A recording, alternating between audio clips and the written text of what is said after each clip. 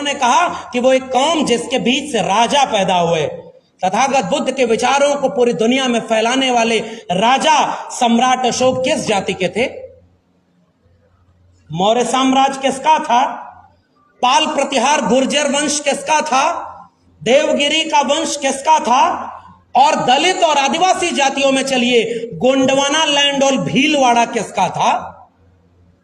इस बात को पहचानने वाले दो लोगों ने, डॉक्टर अंबेडकर और उनके गुरु ज्योतिबा फूले ने यह बात कही कि जो बाहर से आए, वोल्गा पार से, उन्होंने इस देश में जो जंग लड़ी, इस देश के मूल निवासियों के साथ जो झुककर समझौता कर दिया, उन्होंने राज छत्री बना दिया, और जो तन कर खड़े रहे उनको शूद्र बनाया। यानी ओबीसी शूद्र नहीं था, उसे जबरदस्ती वर्ण व्यवस्था में डाला गया है, इसलिए हम उसका विरोध करते हैं। बीपी मंडल को याद करते हुए सबसे आसान भाषण वो होगा, और हम जैसे पढ़ने पढ़ाने वाले लोगों के लिए तो और आसान होगा कि जितना बीपी मंडल के बारे में जानते हैं उसको बताएं और आपकी तालियां लें। मगर मैं इसका उपयोग इस रूप में नहीं करूंगा, मैं उसे आज की चुनौतियों से जोड़कर उस दिशा में अपनी बात रखना चाहूंगा कि आज से 20 साल 25 साल बाद जब इस मुल्क की आजादी के 100 साल पूरे हों तो कहीं ऐसा न हो कि आने वाली पीढ़ियां भूल जाएं कि कोई बिंदेश्वरी प्रसाद मंडल भी था। वो खतरा हमारे सामने है। मंडल लागू हुआ, आंदोलन करना पड़ा। मंडल लागू होने के बाद मंडल बचा रहे, आंदोलन करना पड़ा। लाठियां खाई तमाम लोगों ने, और 9 जजेस की बेंच बैठी, क्योंकि पहला जो पिछड़ा वर्ग आयोग था उसने ये रिकमेंडेशन दे दिया था कि पिछड़ापन जाति के आधार पर नहीं, आर्थिक आधार पर होता है। तो बीपी मंडल साहब के सामने ये चुनौती थी कि एक ऐसा दस्तावेज बनाया जाए जिसमें पिछड़ेपन को बहुत तार्किक और वैज्ञानिक पद्धति से व्याख्यायित किया जाए, जिसे कोई खारिज न कर सके। इसलिए मैं उस शख्स को याद कर रहा हूं, मैं उस शख्स को याद कर रहा हूं इस मंच से जो जब बिहार का मुख्यमंत्री बना, अब इससे समझिएगा कि हम किस मुल्क के बाशिंदे हैं, और यह बात आजादी के बाद की है। जब वो बिहार के मुख्यमंत्री थे तो गंगा में चूंकि यातायात होता था, जल परिवहन, तो तेल रिस गया और उसमें आग लग गई। विवेकानंद झा नाम के शख्स ने बिहार विधानसभा में खड़े होकर भाषण दिया कि जब एक शूद्र मुख्यमंत्री की कुर्सी पर बैठेगा तो गंगा में आग नहीं लगेगी तो और क्या होगा। और ये ऑन रिकॉर्ड है। बीपी मंडल साहब खड़े हुए, उन्होंने कहा कि देखो ऐसा है कि गंगा में आग तो तेल रिसने से लगी है, मगर तुम्हारे सीने में जो आग लगी है उसे मुझे और भड़काना है ताकि वो जारी रहे। उस बीपी मंडल को हम याद कर रहे हैं, उस बीपी मंडल को हम याद कर रहे हैं जिन्हें जब ये जिम्मेदारी सौंपी गई, उस समाजवादी पृष्ठभूमि से निकले नेता थे, सामाजिक न्याय की वैचारिकी के नेता थे, और उन्होंने जब अपनी रिपोर्ट बनाई, जैसे डॉक्टर अंबेडकर को अभी हमारे वरिष्ठ अतिथिगण कह रहे थे कि डॉक्टर अंबेडकर ने जो इस्तीफा दिया है, वो इस्तीफा जो 2-3 बड़े कारण थे, हिंदू कोड बिल के बाद जो दूसरा सबसे बड़ा कारण था, वो लिखा है डॉक्टर अंबेडकर ने कि इस देश की आधी आबादी से ज्यादा जो है उन पिछड़े वर्ग के लोगों के लिए जो कमीशन बनाने का 340 का अनुच्छेद है उस पर कोई काम नहीं हुआ। इसकी नाराजगी में मैं इस कैबिनेट से इस्तीफा देता हूं। और आजाद भारत में डॉक्टर अंबेडकर को कहा गया कि वो केवल दलितों के नेता हैं। तो डॉक्टर अंबेडकर तो चुनाव हार गए, उसके बाद ढंग से तो डॉक्टर अंबेडकर के भी चुनाव एक पॉपुलर लीडर तो बने नहीं, और आजादी के बाद तो डॉक्टर अंबेडकर को जमीन में दफन करने की पूरी कोशिश की गई। हम लाए हैं तूफान से किश्ते निकाल के, इस देश को रखना मेरे बच्चों संभाल के। और जो बच्चे थे उन्हें पढ़ने ही नहीं दिया गया कि इस देश को, उस कश्ती को किसने निकाला था और कहां पहुंचाया था। उनमें थे बिरसा, फूले, अंबेडकर और पेरियार, जिनको आजादी के बाद दफन किया गया। पढ़ने ही नहीं दिया गया इस देश के बच्चों को, सिलेबस से बाहर। इसी इलाहाबाद विश्वविद्यालय में बहुत थोड़े से लोग थे जो इस वैचारिकी के रहे होंगे, तमाम वरिष्ठ लोग बैठे हुए हैं, लेकिन एक पॉपुलर डिस्कोर्स में कहीं अंबेडकर, फूले, पेरियार थे ही नहीं। और इसलिए मैं कह रहा हूं, जो राजनीति में नाकामयाब हुआ, जो बहुत बड़ा कोई लीडर नहीं बना, जिसने इतनी संपत्ति शायद नहीं जुटाई कि ईडी और सीबीआई की रेड वेट पड़े, वैसे लोग जमीन में दफन नहीं हुए। आने वाली पीढ़ियों ने जब अपनी जड़ों की तरफ झांकने की कोशिश की तो उसमें से बिरसा मुंडा, जयपाल मुंडा, अंबेडकर, फूले, पेरियार निकल कर आए, राम मनोहर लोहिया निकल कर आए, और उनमें से है बीपी मंडल। और इसलिए मैं ये बात कह रहा हूं कि बीपी मंडल के पास जो विरासत थी वो विचारधारा की विरासत थी, और उस पर उन्होंने एक दस्तावेज बनाया। और उस दस्तावेज के नाते जब मंडल लागू हुआ तो मैं उस घटना को इस रूप में देखता हूं कि मंडल लागू होने के पहले का भारत कुछ और था, मंडल ने लागू होकर इस भारत का मुस्तकबिल बदल दिया। इसलिए विभाजन रेखा आजाद भारत की मंडल कमीशन का लागू होना है। क्यों ऐसे है? क्योंकि भाई अनुच्छेद 15(4), अनुच्छेद 16(4), अनुच्छेद 340, संविधान तो बन गया मगर लागू कहां हुआ। जैसे होता है कि संविधान लागू होने के वक्त किसने संविधान का विरोध किया था? इलाहाबाद के लोगों और बौद्धिक लोगों के बीच इशारा काफी है। 3 रंग का झंडा, हमारे यहां कहावत है भोजपुर में, 3 तिगाड़ा काम बिगाड़ा।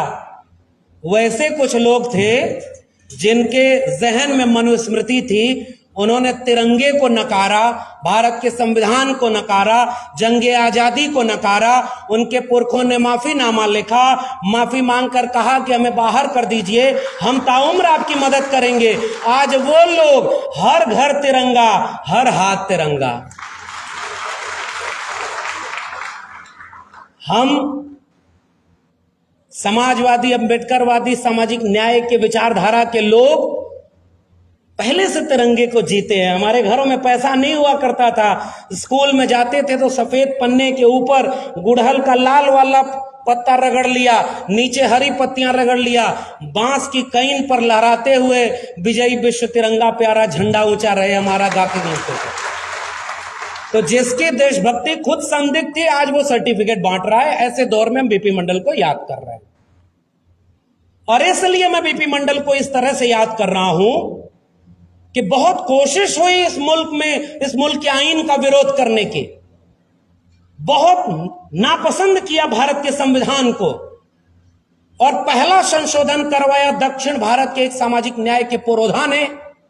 और जिस संविधान संशोधन के तहत अनुच्छेद 15 में 4 जोड़ा गया, अनुच्छेद 16 में 4 जोड़ा गया, वो सामाजिक न्याय का पुरोधा इस मुल्क की सबसे पुरानी कौम चरवाहा समाज से आने वाले ईवी रामास्वामी नायकर पेरियार थे, जिन्होंने सामाजिक न्याय का पाठ पढ़ाया था। लेकिन उस सब के बावजूद संविधान तो कबूल ही नहीं हुआ। इसलिए आज भी उस विचारधारा के लोगों के सामने सबसे बड़ी चुनौती अगर कोई बनकर खड़ा है तो वो भारत का संविधान है। इसलिए उस भारत के संविधान के खिलाफ सारा काम हो रहा है। और ऐसे वक्त में आयोजकों को बधाई कि वो मंडल को याद कर रहे हैं। तो जो काम भारत के संविधान लागू होने के बाद अधूरा रह गया था, उसे पूरा करने के काम का जो आगाज किया था वो बीपी मंडल ने किया, और मंडल लागू हो पाया। क्या लिखा मंडल की कमीशन के रिकमेंडेशन में? 1931 की जनगणना को आधार बनाना पड़ा है। इस मुल्क में जाति जनगणना अगर नहीं होगी तो इस देश की आबादी को ढंग से हम नहीं पहचान पाएंगे। इसलिए आपने विषय रखा है जाति जनगणना के सवाल को। और बिंदेश्वरी प्रसाद मंडल ने अपने शुरुआती अध्याय में यह बात लिखी है कि अगर इस मुल्क को मुकम्मल बनाना है तो सबसे पहले आपको जाति जनगणना करानी होगी, ताकि वैध डेटा मिले और ताकि पता चले किसने किसका हक खाया है और कौन सदियों सदियों से आरक्षण लेता रहा है। आज आरक्षण को गाली, बैसाखी है, भीख है, लेकिन वो काम नहीं हुआ जो बीपी मंडल साहब ने कहा। और पूर्व के वक्ताओं ने बिल्कुल ठीक कहा है कि मंडल अभी लागू भी कहां हुआ। बीपी मंडल को याद करना केवल उस शख्स को याद नहीं करना है। व्यक्ति बहुत पीछे छूट जाता है अगर वो विचारधारा पर न चले। बड़े बड़े लोगों की सरकारें बनी, सरकारें चली गई, मगर विचारधारा पर जो कायम रहा वो 95-98 साल बाद वो सांस्कृतिक संगठन अपने लोगों को दिल्ली की कुर्सी पर बिठा कर कहता है कि आने वाले वक्त में हम इसे हिंदू राष्ट्र बनाएंगे और अखंड भारत बनाएंगे। यह है विचारधारा की ताकत।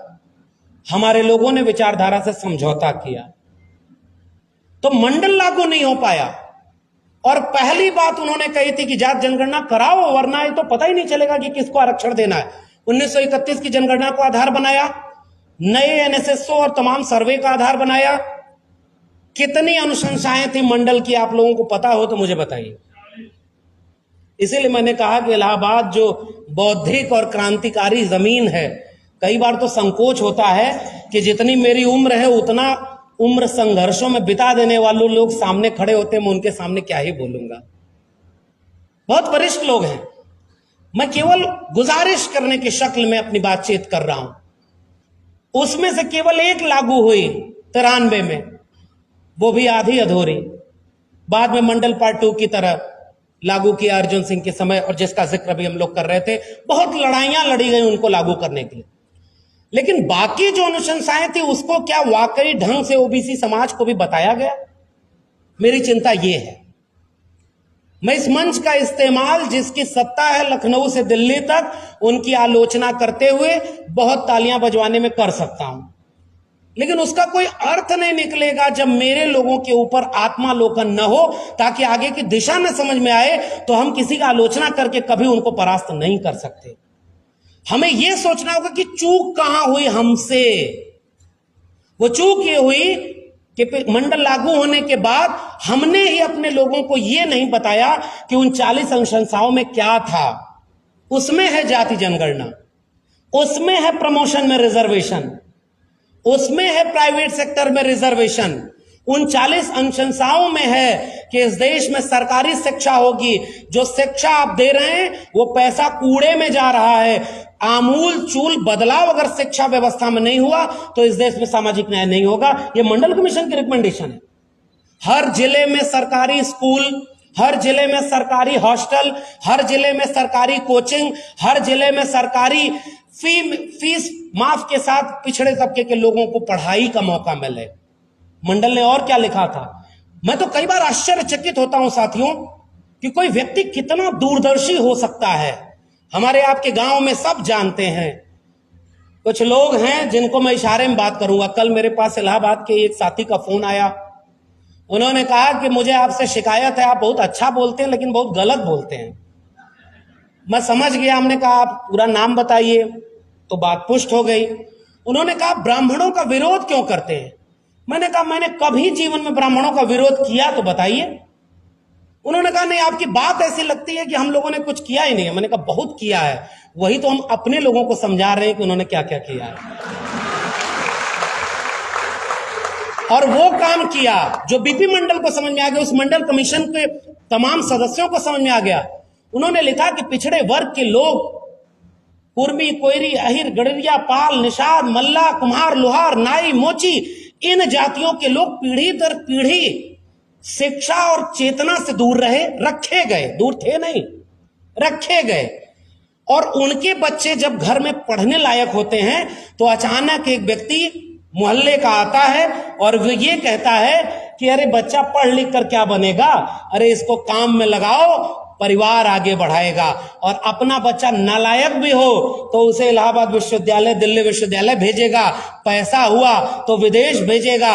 ये जो कल्चरल हेजेमनी है उसको पहचानने का काम किया था बीपी मंडल ने। और इसलिए बीपी मंडल ने कहा सरकार की जिम्मेदारी है कि पिछड़े वर्ग के लोगों के बीच जाकर जागरूकता कार्यक्रम करे कि वो अपने बच्चों को शिक्षा दिलाएं। बिना शिक्षा के ये मुल्क कभी बराबर नहीं हो सकता। कहां हमने अपने लोगों को मंडल के बारे में पढ़ने दिया? मंडल ने कहा, मंडल कमीशन की रिपोर्ट में, कि इस देश में बराबरी तब तक नहीं हो सकती। और मंडल की सबसे बड़ी कोटेशन मैं याद करता हूं, डॉक्टर भीमराव अंबेडकर का कोटेशन जैसे है ना, एजुकेट, एजिटेट, ऑर्गेनाइज, तो वैसे ही